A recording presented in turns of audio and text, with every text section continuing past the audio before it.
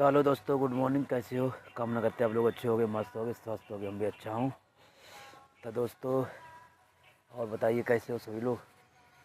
तो हम आए हैं इधर बाग गाय घूमने। आप लोग देख सकते हो मौसम आज हमारे इधर बढ़िया है और सर्दी भी कम है। तो कल है गणतंत्र दिवस, तो आप लोगों को एडवांस में गणतंत्र दिवस की हार्दिक शुभकामनाएं।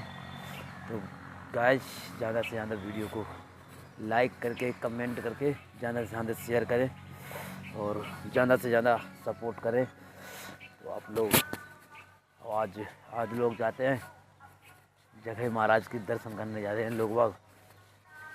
तो हम आए हैं अपने बाग गाय घूमने। ये देखिए समर लगी हुई है, अब नई लगी है। वहाँ लगी थी तो वहाँ ख़राब हो चुकी, तब यहाँ ये लगी है दोबारा से। तो भैया राधे राधे, गुड मॉर्निंग।